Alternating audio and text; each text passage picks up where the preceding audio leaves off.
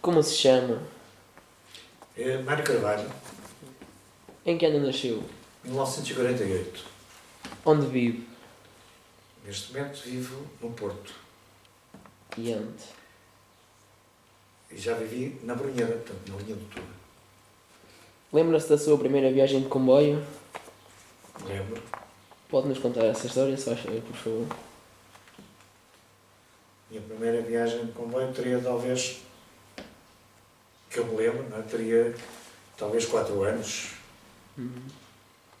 Vim do Porto para a Brunheira. Recordo-me que o comboio vinha completamente cheio. Vinha acompanhado por uma tia minha, que vivia também na Brunheira na altura.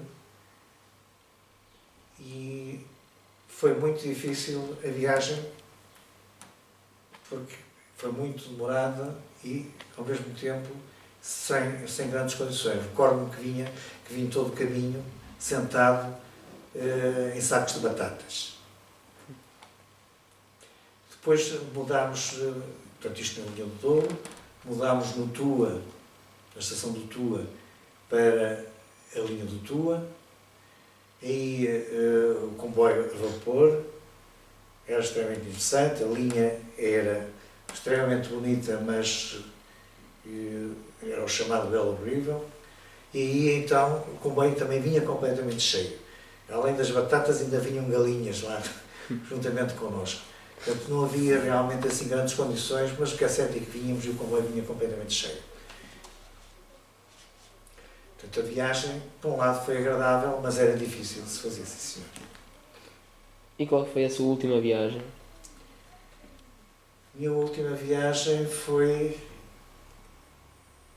talvez em 2007, já no metro, antes de ter encerrado a linha. Isto foi onde? Fui da Brunheda até o Tua. Fui da Brunheda até o Tua. A situação, embora o metro fosse completamente cheio, já não provavelmente de pessoas locais, mas de pessoas que vinham e gostavam da linha, não é? Que vinham ver a linha, vinham passear. E recordo-me ter chegado ao Tua, estar lá imensa gente que queria depois vir até Mirandela, mas que não coube num só metro e teve que ficar lá. Portanto, isto é 2007. Que lembranças tem do Vale do Tua naqueles tempos? Bem, eu aqui gostava de voltar um bocadinho atrás, de referir que o meu avô materno foi um dos primeiros chefes da estação da Brunheda. Brunheda era uma estação realmente considerada de primeira classe, atendendo ao movimento que tinha e às condições que também tinha. A Brunheda já tinha, além da estação, tinha um armazém de cargas, tinha o posto de correio e tinha realmente o chefe, os ajudantes, os carregadores, tinha muita gente. Recordo-me perfeitamente na aldeia da Brunheda, quando eu tinha mais ou menos 10 anos, na estação da Brunheda, aliás, quando eu tinha 10 anos, viviam praticamente cerca de 40 pessoas, só mesmo ali na estação. Nesta estação, todo o trânsito do vinho do Porto e de outras mercadorias, como azeite, batatas, era feito por ali. Portanto, havia ali as grandes quintas, a Quinta da Freirinha e outras, todo o trânsito era feito em pipas ainda do vinho do Porto para baixo, para o Porto. Os comboios que vinham de baixo traziam também as mercadorias,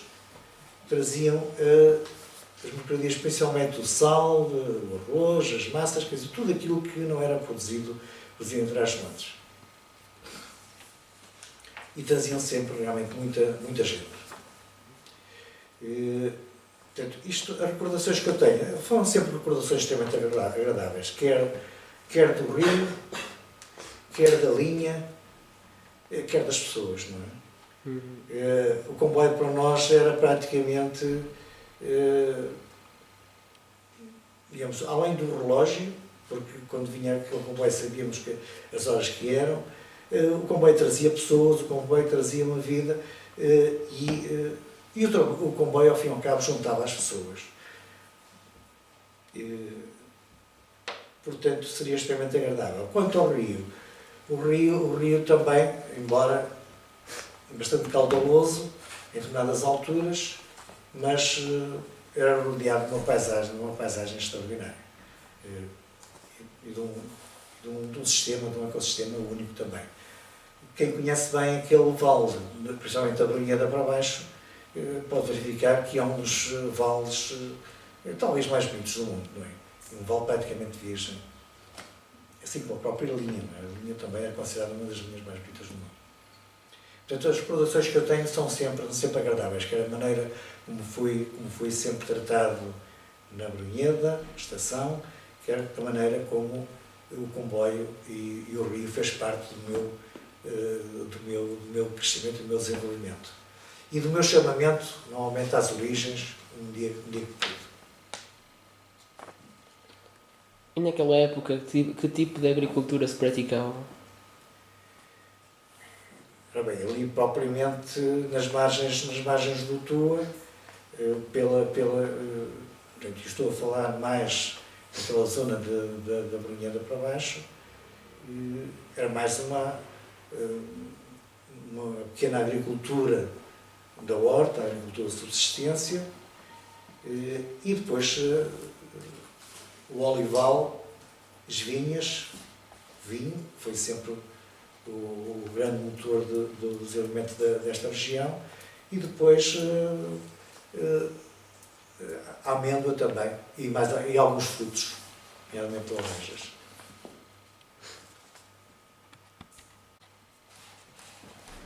Pelo entusiasmo que fala pela linha, qual é a importância que ela tem para Trás-os-Montes? Essa é uma pergunta realmente fundamental em relação à linha. Porquê que a linha foi construída?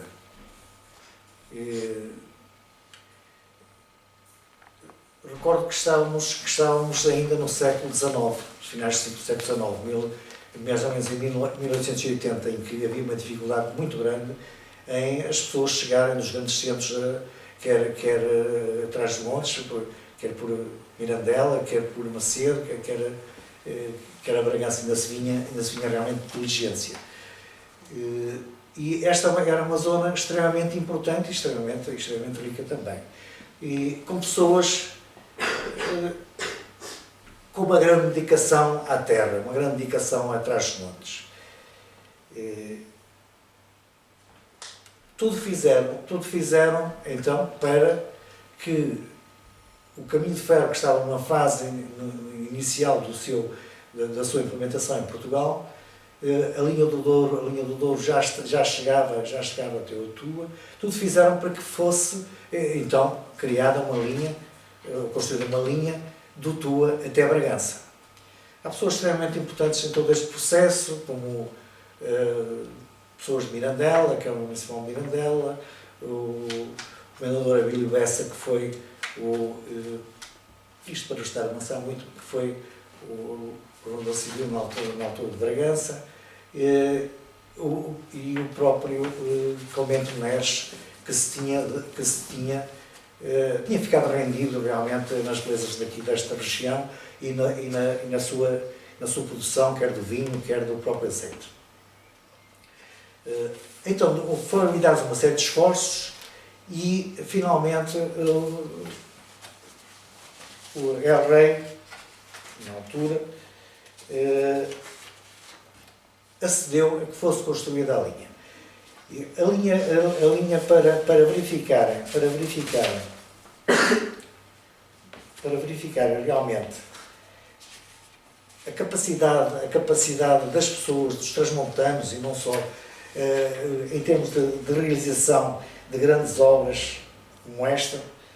A linha foi começada a ser construída no ano de 1885.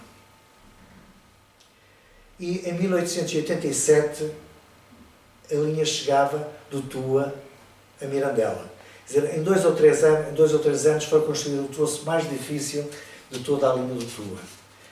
Neste troço, podemos referir que tinha 54 km e foram construídos 7 túneis, 3 viadutos, 5 pontes, 15 estações, em uma zona extremamente difícil, em que as pessoas, praticamente tudo à mão, pá, picareta e a dinamite.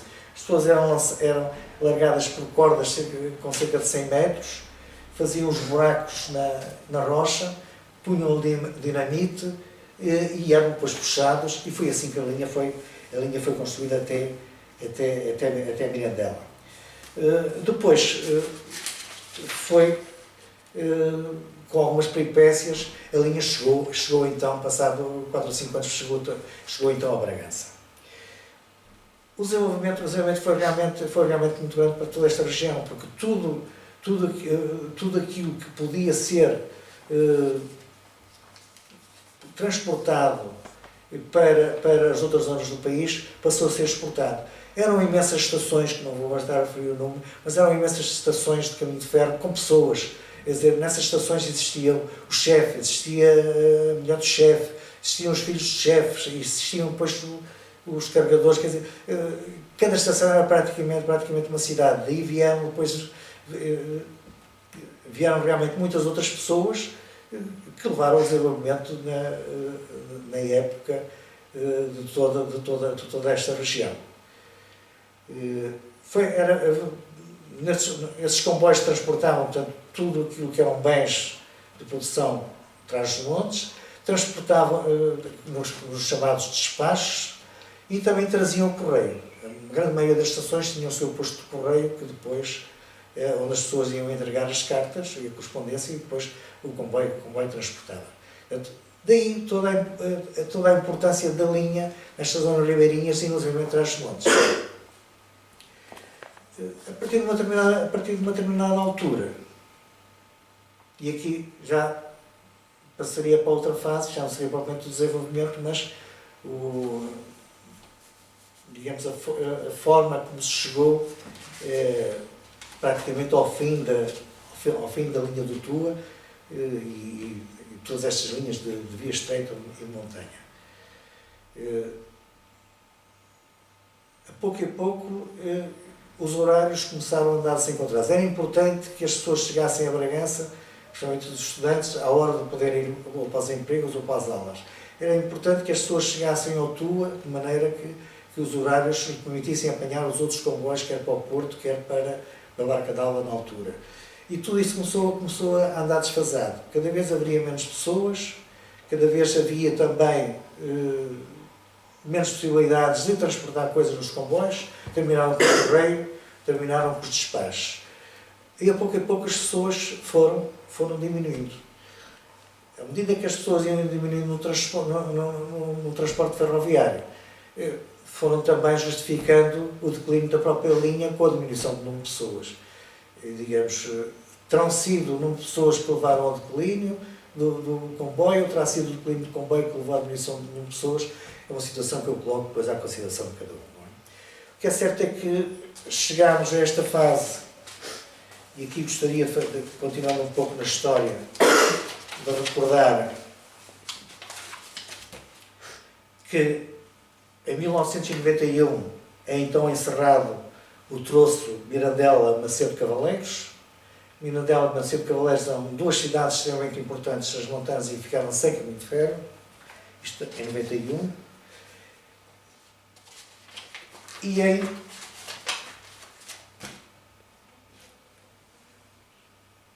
em finais de 91 falou-se então em encerrar a linha do Tua, pelo menos de Bragança até Mirandela.